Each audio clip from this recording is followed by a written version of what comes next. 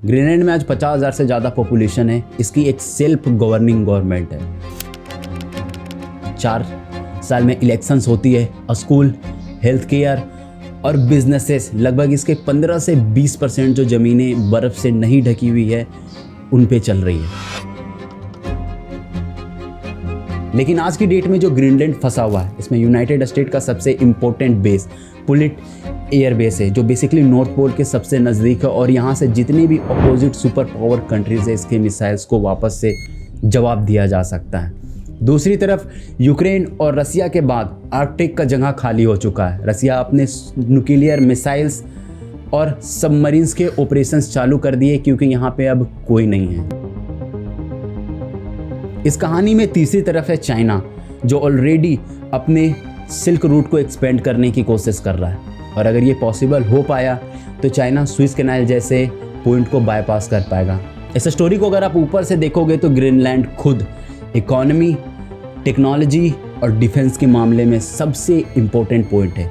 दूसरी तरफ जितने भी सुपर पावर कंट्रीज़ हैं, इस आइलैंड के 80% लैंड जो बर्फ़ से ढका हुआ है इसके ऊपर अपना कंट्रोल जमाने की कोशिश कर रही है। ग्रीनलैंड इसलिए भी इम्पोर्टेंट है क्योंकि ये एक सेल्फ इंडिपेंडेंट कंट्री बनना चाहती है। दूसरी तरफ इन्हें सुपर पावर कंट्रीज से भी लड़ना है और ये 50% लोग कैसे करेंगे यही देखना है इस स्टोरी में। बने रहो, इस कहानी में थोड़ा अच्छे से इस ग्रीनलैंड को समझने की कोशिश करते हैं। वीडियो शुरू करते हैं। 21 जून 2009 को दोस्तों बात ऐसी थी कि ग्रीनलैंड में एक सेल्फ इंडिपेंडेंट गवर्नमेंट बनी। बाय इंटरनेशनल लॉ इसे एक इंडिपेंडेंट कंट्री कंसीडर कर लिया गया। यहाँ के रहने वाले लोग और इसकी गवर्नमेंट अब यहाँ के टैक्सेशंस, हेल्थ केयर, एजुकेशंस पे इंडिपेंडेंट डिसीजंस ले सकती है। लेकिन यहाँ पे एक कॉन्टेक्स्ट है। आज की पॉइंट पे ग्रीनलैंड सिर्फ 31 स्पेसिफिक एरियाज़ हैं जिसमें अपने लीगल और एग्जीक्यूटिव ऑर्डर्स अप्लाई कर पाती है। लेकिन सुप्रीम कोर्ट, फॉरेन पॉलिसी और जितने भी एक्सपोर्ट के बिजनेसेस होते हैं आज भी डेनमार्क के हाथ में है, जो ग्रीनलैंड को कंट्रोल करके रखती है। ग्रीनलैंड के बजट को हैंडल करने के लिए जो डेनमार्क से अमाउंट भेजा जाता है ग्रीनलैंड में, इसे ब्लैक ग्रांट बोलते हैं। 2025 में $511 मिलियन भेजी गई थी यहाँ के स्कूल, एजुकेशन, इंफ्रास्ट्रक्चर्स, हॉस्पिटल्स को मेंटेन करने के लिए। तो आज की भी डेट में डेनमार्क के सपोर्ट के कारण ग्रीनलैंड को मेंटेन करा जा रहा है। ग्रीनलैंड की 80 से 90% लैंड पूरी तरीके से बर्फ़ से ढकी हुई है, लेकिन इसमें एक सबसे इम्पोर्टेंट रेयर अर्थ मिनरल्स है यूरेनियम।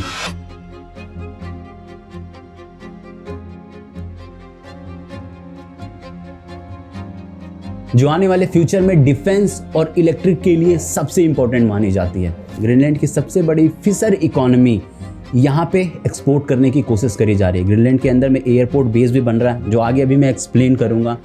इससे ग्रीनलैंड इंटरनेशनली कनेक्ट हो पाएगा। ग्रीनलैंड की कैपिटल में डायरेक्ट एक्सपोर्ट और इंपोर्ट का बिजनेस पॉसिबल हो पाएगा बिना डेनमार्क के। हालांकि यूनाइटेड स्टेट की तरफ से इस पॉइंट पे हाथ लगाया गया था। $120 मिलियन का लोन दिया गया था यूएस इंपोर्ट एक्सपोर्ट बैंक से इस यूरेनियम के माइनिंग को आगे कंटिन्यू करने के लिए। आगे जाके हालात ऐसी हुई कि पार्लियामेंट की तरफ से लॉ पास हुआ ग्रीनलैंड में खुद, और 100 पार्ट्स पर मिलियन की जितनी भी क्वांटिटीज़ में यूरेनियम थी इसे ब्लॉक कर दिया गया। ये बात सही है, यूरेनियम माइनिंग जिस तरीके से हो रही थी ग्रीनलैंड में उसे ब्लॉक करा गया वहाँ की गवर्नमेंट की तरफ से, इन्वायरमेंटल कॉजेज़ को ध्यान में रखते हुए। हालांकि प्लान तो वैसे 2030 का है मेरे दोस्त की ग्रीनलैंड को कंप्लीट इंडिपेंडेंट बना देना है, लेकिन ये बात हम लोग बहुत अच्छे से जानते हैं कि ऑलरेडी हमारे इन्वायरमेंट के कारण जो क्लाइमेट चेंजेस देखने को मिल रहे हैं, इसके कारण ऑलरेडी 29 से 30% ग्रीनलैंड की जो आइस की लेयर्स हैं वो मेल्ट होकर आर्कटिक पे जाके मिल गई है, जो बेसिकली 3 मेजर कॉजेज़ क्रिएट करती हैं। पहला, जो आर्कटिक की सी लेवल है वो बढ़ रही है। वैसे ये इसलिए भी इम्पोर्टेंट है मेरे दोस्त कि ग्रीनलैंड में जितनी भी 80 से 90% आइस हैं इसमें ऑलरेडी 29% मेल्ट हो चुकी है और ये सारा मेल्ट होके आर्कटिक पे जाके मिल रही है, जो basically north European climate change होने का सबसे बड़ा कारण बनेगी। ऑलरेडी सी लेवल बढ़ रही है। जुलाई 2025 में रिपोर्ट निकाली गई थी कि 81% के अराउंड जो आइस की लेयर्स है वो मेल्ट होने के लिए दिख रही है। हालांकि अभी तक तो हम लोगों ने ग्रीनलैंड को समझा, कहानी तो अब शुरू हुई मेरे दोस्त। एक सीधा सा मैसेज था यूनाइटेड स्टेट की तरफ से कि डेनमार्क की जो डिफेंस सिस्टम है वो रसिया, चाइना जैसे कंट्री को कंट्रोल करने के लिए इनफ नहीं है। इसीलिए अच्छा होगा कि यूनाइटेड स्टेट के साथ कंबाइन कर ले और ये प्रोसेस आगे बढ़ाए। We're going to be able to put what we need on Greenland because we want it. We're talking about national security and international security. कहने का मतलब जो ट्रम्प आज ग्रीनलैंड चाहती है वो उसके हाथ में दे दे। Strategic location between the United States, Russia and China. That's exactly where it is, right smack in the middle. इस पॉइंट पे अगर समझोगे भी तो United state direct military power से एक्वायर नहीं कर सकता क्योंकि डेनमार्क ऑलरेडी नाटो और यूरोपियन मेंबर्स हैं, जिसके कारण पूरा इम्पैक्ट डायरेक्ट यूरोपियन यूनियन पे भी पड़ेगा। तो ये एक बहुत बड़ा कॉन्फ्लिक्ट बन सकता है। And that their sovereignty and territorial integrity needs to be respected. That fact will not change.